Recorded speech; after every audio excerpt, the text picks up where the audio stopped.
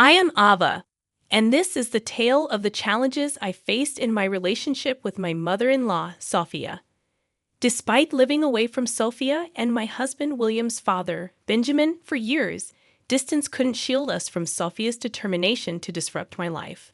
Sophia, with her somewhat old-fashioned beliefs, harbored a dislike for me that spanned years.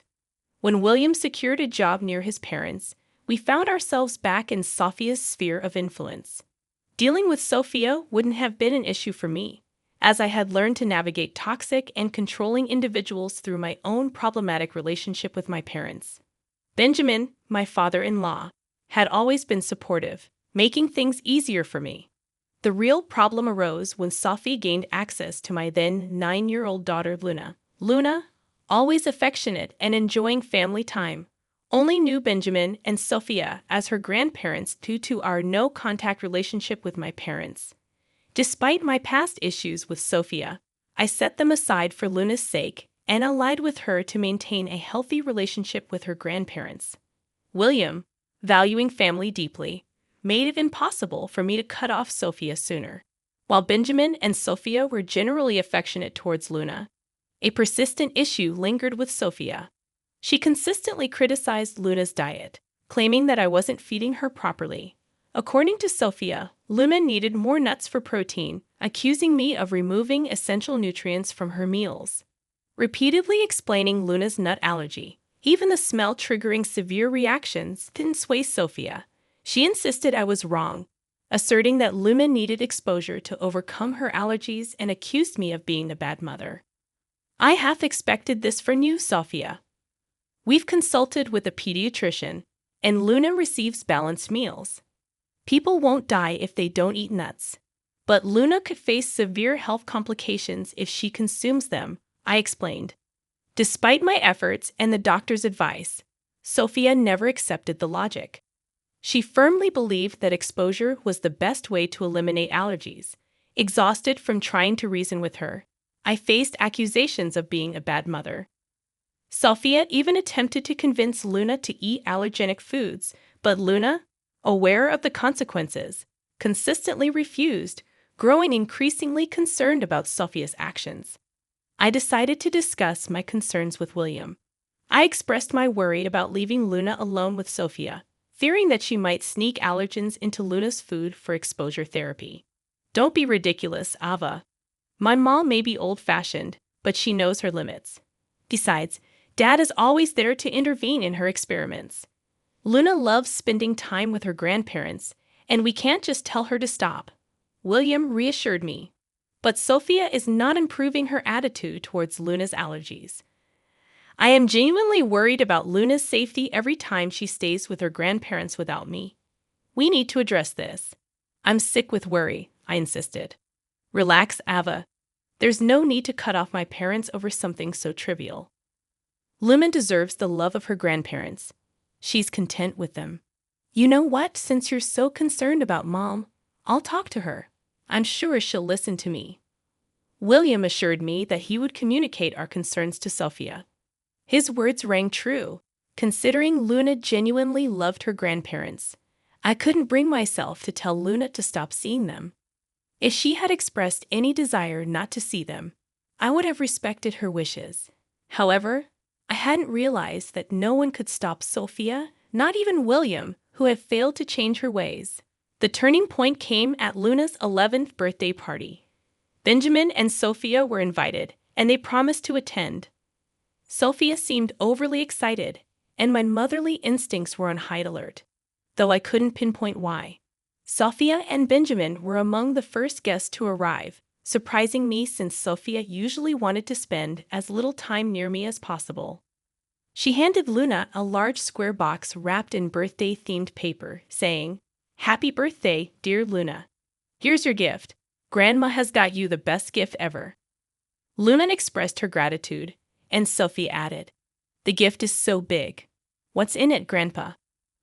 "I don't know, Luna. Your grandma picked the gift, and she won't even tell me what she got you. We'll both find out when you open it. Open Grandma's gift and see what she got you. I'm sure you'll love it, my dear. I'll be your absolute favorite grandma. I can't wait to see what you gave me. I'm so excited. We can open all the gifts after cutting the cake. Luna, let all your friends come, and once we are done with the cake, you can go on to open the gifts. No. You need to let Luna open my gift before she cuts the cake.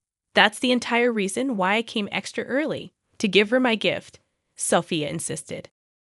While I grew suspicious of Sophia's behavior, Luna appeared visibly happy to receive a nice gift from her grandma. The large, heavy-looking present fueled Luna's excitement, and she eagerly anticipated opening it, allowing her to start opening her gifts when all her friends arrived. I yielded to Luna's insistence on opening Sophia's gift before the birthday cake, as Sophia had told her it needed to be done the correct way.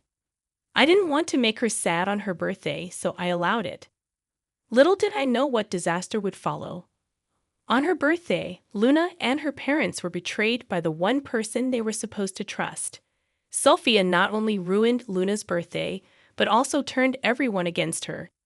As Luna opened her gift, she discovered a large cake inside with her name on it. Her joy lasted only a minute until she became unconscious. William and I rushed to our daughter, confused and terrified, noticing the swelling of her throat.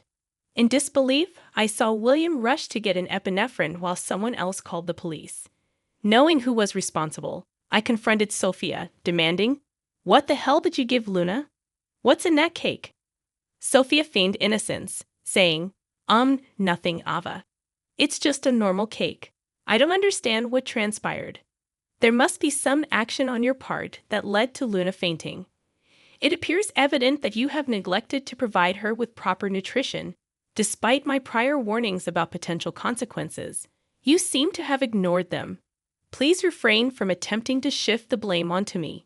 Just moments ago, Luna was happy and in good spirits, and now she appears to be experiencing an allergic reaction. I implore you to disclose what you have done to cause this distress to Luna Sophia. I sincerely hope you did not tamper with the cake. I regret not keeping a closer watch on you when you promised to procure the best gift for Luna. Inform Ava of your actions and take responsibility. Look at Luna. She is turning blue. Ignoring Sophia's presence, I focused on Luna and rushed over with the epinephrine that I typically use for my child. Although the swelling subsided somewhat, Luna remained unconscious.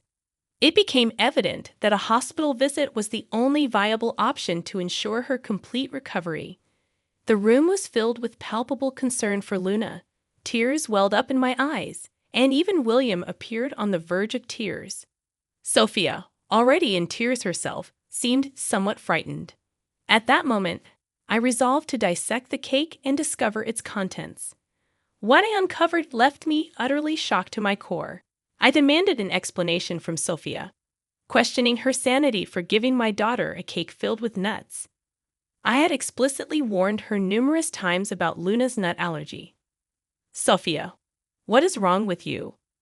You callously ignored my cautions and included nuts in the cake, jeopardizing Luna's well-being. How could you be so recklessly foolish? My only intention was to safeguard Luna, not to cause her harm. I detested the fact that Ava imposed such strict limitations on Luna's diet. While it's true that she might experience adverse reactions at times, gradual exposure could have been a solution. My frustration erupted when, in response to Ava's actions, I confronted her, exclaiming, "Are you out of your mind? My daughter is allergic to nuts, for God's sake. She could have died from this reaction. Who granted you the authority to unilaterally decide how to handle her allergies? Look at the mess you've caused. I am Luna's grandmother, and I have the right to care for my baby. I assure you she will recover in time. All of you are overreacting, attempting to frighten and punish me for nothing. I bet this is all part of Camilla's plan to tarnish my reputation. Listen to me, Sophia. If things go my way today, you will face severe consequences for your actions. But right now, ensuring my daughter's well-being is my top priority." As I finished expressing my concern, the ambulance arrived with paramedics. They attended to Luna and transported her to the hospital, with us accompanying her. The doctors at the hospital informed us that Luna would need time to regain consciousness and would have to stay at the hospital for a day or two. We were emotionally overwhelmed. I found solace in William's comforting arms after breaking down in the hospital. Once composed, I contacted Benjamin to update everyone that Luna was no longer in immediate danger.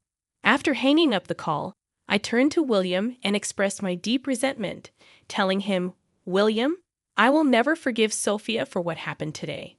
Do you realize that she could have endangered our daughter's life?" William replied, "Ava, I've been contemplating the gravity of the situation. Trust me, it's beyond belief, something I wouldn't have accepted had I not witnessed it firsthand. My mother has transformed into someone so heartless that she's unrecognizable to me now. Sophia orchestrated all of this merely to prove that I am a negligent mother. She feigned concern for our daughter's happiness, but it never occurred to her that she was putting Luna in grave danger. Even after everything unfolded, she persisted in claiming that I had orchestrated the entire incident. Today has been an eye-opener for me, revealing the extent to which my mother is willing to go to tarnish your image. I can't express how deeply sorry I am for not realizing this sooner and for not taking decisive action to limit her presence in our lives.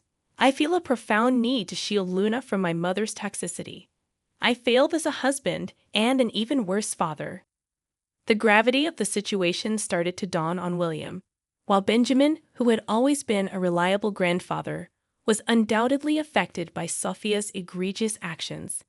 This time, they were determined not to let her escape the consequences easily. We have come to a pivotal moment where we can no longer turn a blind eye to Sophia's harmful influence.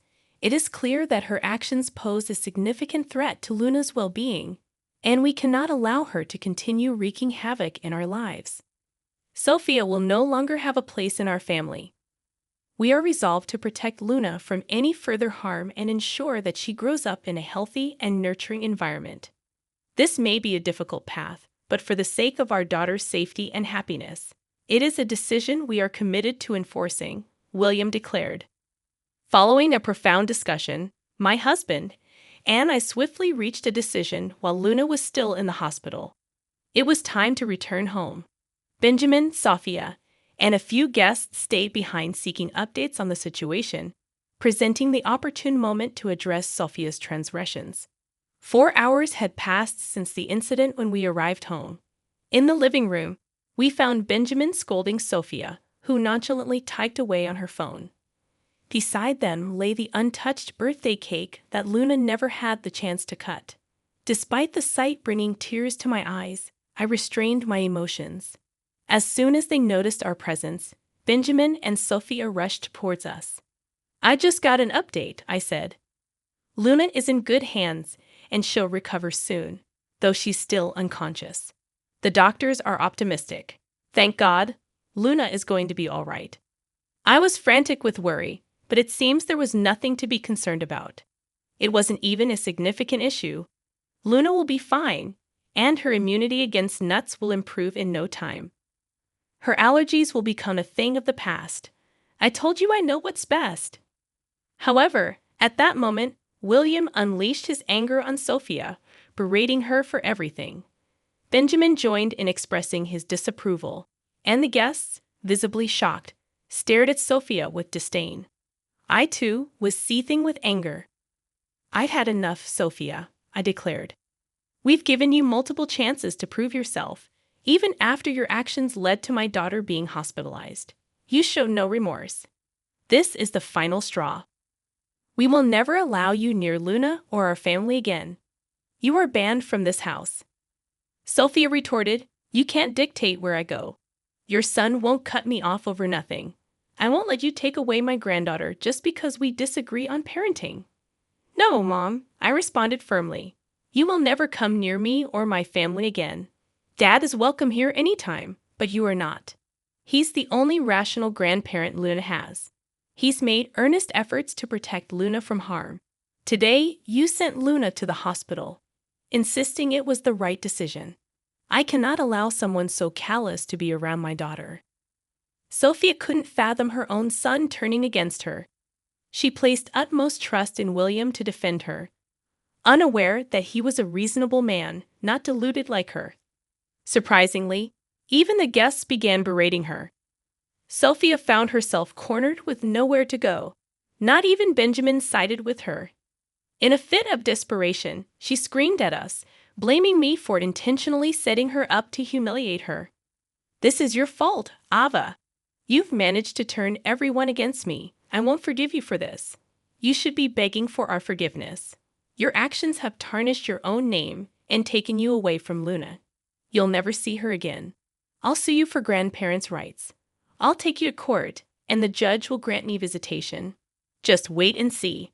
I won't need anyone in my corner." I responded firmly, "Good luck trying to get grandparents' rights when you're in jail. I bet the judge would find it amusing to have a felon ask for grandparents' rights after endangering her own granddaughter." Sophia protested. "What do you mean, Ava? Why would I go to jail? I haven't done anything wrong." "Haven't you? What you've done is a crime, Sophia.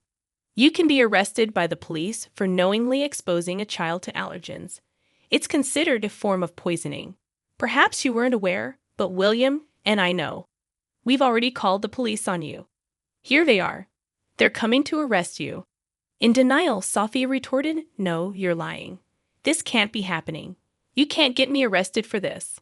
Sophia's panicked expression revealed her desperation as she pleaded with us to drop the charges. Tears streamed down her face, and she descended into hysterics. Just then, 2 officers entered and informed her that she was under arrest. Desperately, she clung to our hands, begging us not to send her to jail. William, unmoved, instructed the cops to take her away, while I gave Sophia a cold stare, signaling that her deceitful game had come to an end. In a last-ditch effort, she turned to Benjamin for help, imploring him to intervene. "Benjamin, do something, please. You can't just let your wife get arrested like this," she pleaded. Benjamin, however, stood firm, declaring, "When my wife has done something truly horrifying and shown no remorse for it, I will not protect her. For years, I've warned you to amend your ways, and you never listened. Today, you put my only granddaughter in danger. I was only trying to protect her, not realizing it would hurt her so badly.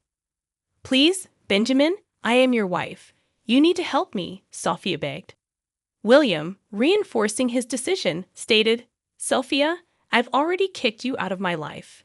It's the right thing to do. In fact, that's what I intend to do as well. Tomorrow, I will talk to a divorce lawyer. I want to be done with this as soon as possible. There's no way I'm staying with a psycho like you.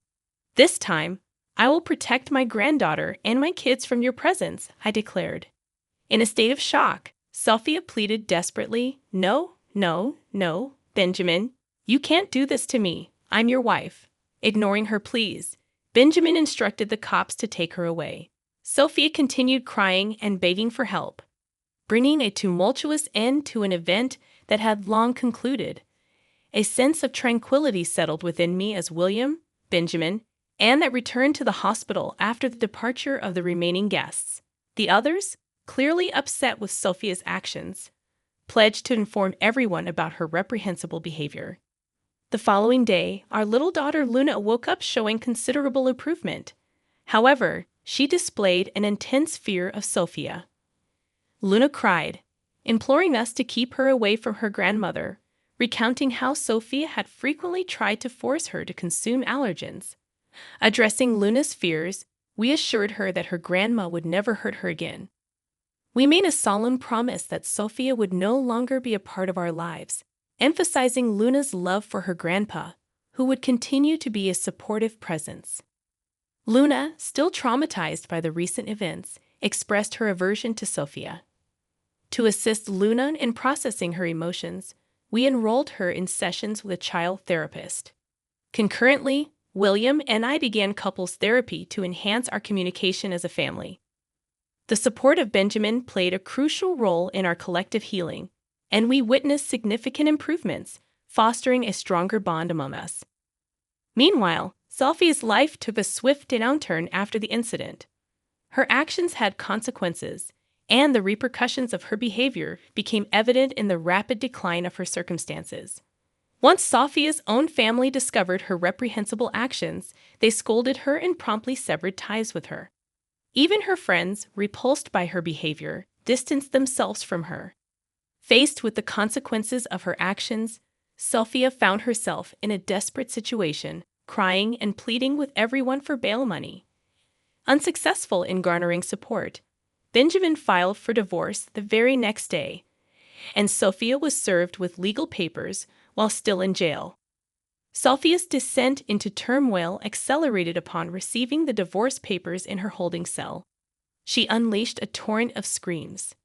In the following months, Benjamin successfully secured a straightforward divorce, capitalizing on the adult state laws, with the police report serving as a damning testimony. Simultaneously, our legal pursuit against Sophia unfolded. Although she was expected to compensate us for Luna's medical bills, her lack of resources led to a lengthy sentence as the judge ruled against her. Additionally, we obtained restraining orders to ensure her distance from our family. Confident that Sophia would not have the opportunity to approach us again, we remained vigilant. However, in the unlikely event that she attempts to breach the boundaries, she should be prepared to face the unwavering protection of Mama and Papa Bear, who are resolute in doing anything necessary to safeguard Luna.